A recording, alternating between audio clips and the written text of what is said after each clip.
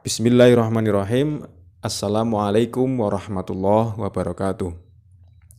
Alhamdulillah anak-anak, kita kembali lagi dalam mata pelajaran Pendidikan Agama Islam dan Budi Pekerti kelas 8. Pada minggu ini kita akan membahas dengan tema mengutamakan kejujuran dan menegakkan keadilan.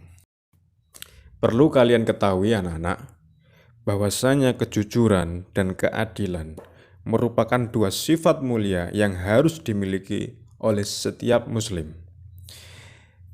Kedua sifat tersebut harus ditanamkan dan dibiasakan sejak usia dini, agar kelak pada dewasa kita akan terbiasa untuk berbuat jujur dan berbuat adil. Sebagaimana sebuah syair mengatakan, antum subbanul yaum warijalul ghad. Artinya, kalian semua ini adalah pemuda hari ini, warijalul ghad, dan kalian besok akan menjadi pemimpin di masa depan. Oleh sebab itu, Indonesia membutuhkan pemimpin yang jujur, membutuhkan pemimpin yang memiliki sifat adil. Baik, selanjutnya, pada peta konsep ini, kalian disuruh untuk memahami perilaku jujur dan memahami perilaku adil, beserta dalil nakli dari kedua perilaku tersebut. Lalu selanjutnya, kalian dituntut untuk memahami cara menerapkan perilaku jujur dan memahami cara menerapkan perilaku adil. Sehingga pada akhirnya, kalian semuanya dituntut untuk mampu melaksanakan atau mempraktikkan dalam kehidupan sehari-hari. Kejujuran merupakan perilaku mulia yang harus dijunjung tinggi. Saya mau tanya, Pak. Ya, boleh, silakan Arham. Bagaimana cara menerapkan kejujuran dalam kehidupan sehari-hari ya? Pertanyaan yang super sekali. Begini Arham, sifat jujur itu harus dilatih dan dibiasakan. Berkatalah apa adanya sesuai yang sebenarnya kepada orang tua, kepada guru, kepada teman, dan kepada siapapun. Oh, begitu ya, Pak. Tanya lagi boleh, Pak? Tentu boleh dong. Mau tanya apa? Pak, kata Ustadz Mahmud, kejujuran itu akan mendekatkan kepada surga. Maksudnya bagaimana itu, Pak ya? Oh itu, maksudnya seseorang yang selalu jujur akan diberi pahala oleh Allah, dan pahala ini sebagai modal masuk surga. Wah, sekarang saya mengerti. Bagus Arham, sudah dulu ya, Bapak mau ke ruang guru. Iya, Pak, terima kasih banyak, Pak Nasir. Sama-sama Arham, tetap semangat ya belajarnya. Baik anak-anak, kita lanjutkan materinya. Perlu kalian ketahui bahwasanya setiap orang mendambakan keluarga harmonis dan penuh ketenangan. Dan juga kehidupan keluarga akan harmonis jika masing-masing anggota keluarga saling menghargai dan berperilaku jujur. Nah ini, kejujuran dalam keluarga merupakan pondasi awal bagi kelangsungan kehidupan di masyarakat. Masing-masing anggota keluarga berperilaku jujur satu sama lain, dalam arti berkata apa adanya dan sesuai kenyataan. Orang tua berkata jujur kepada anaknya, demikian pula timbal balik, anaknya berkata jujur kepada orang tua. Bisa dibayangkan apa yang terjadi jika masing-masing anggota keluarga tidak jujur? Tentu akan terjadi pertengkaran dan perselisihan, dan menumbuhkan benih permusuhan akan muncul dari perilaku tidak jujur. Di dalam anggota keluarga, baik itu ayah, ibu, adik, maupun kakak, memiliki hak dan tanggung jawab masing-masing. Mereka itu butuh kerjasama dan kekompakan dari masing-masing anggota keluarga. Kerjasama dan kekompakan ini dapat terwujud jika masing-masing berperilaku jujur. Nah, sebagai anak yang soleh, tentu kalian menginginkan kehidupan berkeluarga yang harmonis. Sehingga ketika keluarga harmonis, cerminan masyarakat pun akan harmonis. Kenapa? Karena dasar dari keharmonisan di lingkungan masyarakat ada pada lingkungan keluarga. Pada akhirnya nanti, semua anggota masyarakat akan hidup rukun dan damai jika masing-masing menjunjung tinggi kejujuran. Sebaliknya, ketidakjujuran akan berakibat konflik antar anggota masyarakat. Konflik yang terjadi di tengah-tengah masyarakat merupakan bencana sosial yang menakutkan.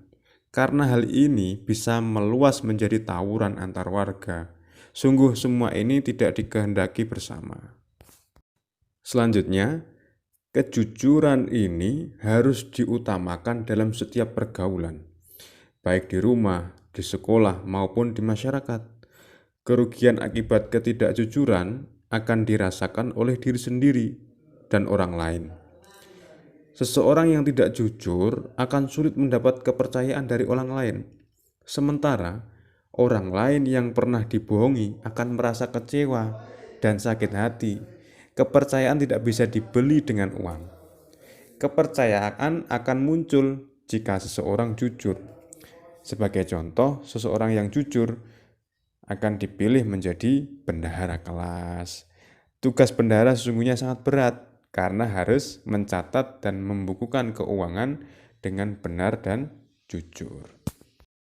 Pada intinya anak-anak, setiap tugas dan kewajiban yang dilaksanakan dengan sebaik-baiknya pasti akan mendapatkan balasan dari Allah berupa pahala.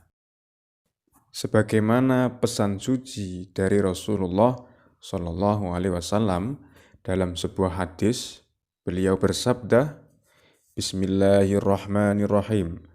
An Abdillah bin Mas'udin qala Rasulullah sallallahu alaihi wasallam, alaikum bisidqi fa inna sidqa yahdi ilal birri wa innal birra yahdi ilal jannah.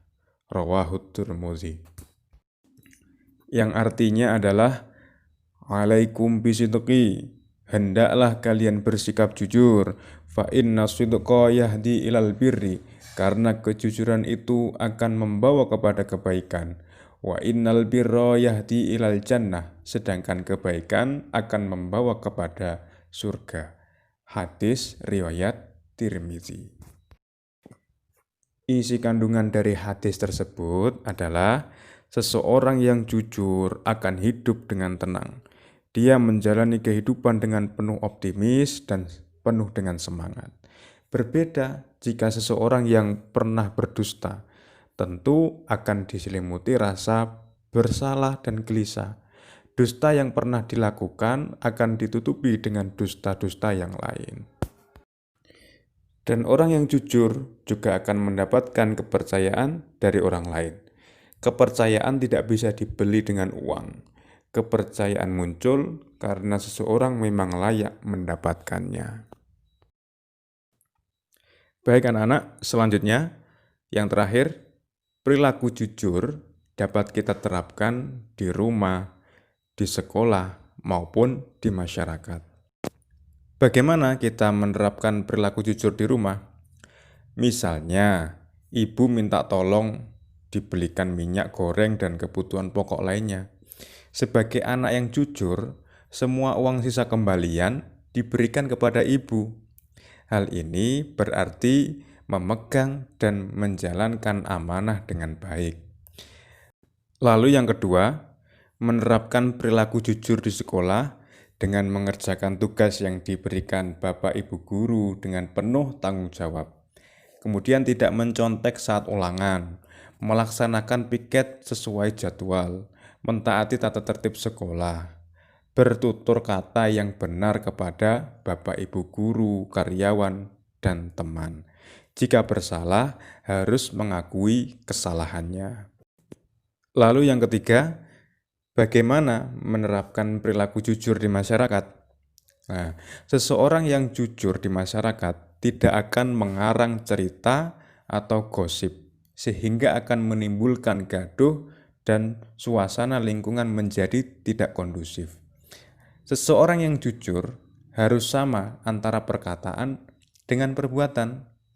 Dengan perilaku jujur, maka orang lain akan merasa aman dan merasa tentram. Baik anak-anak, mungkin kita akhiri sampai di sini saja untuk materi minggu ini. Materi selanjutnya pada minggu depan kita akan memahami perilaku adil dan memahami cara menerapkan perilaku adil. Mungkin kurang lebihnya mohon maaf. Assalamualaikum warahmatullahi wabarakatuh.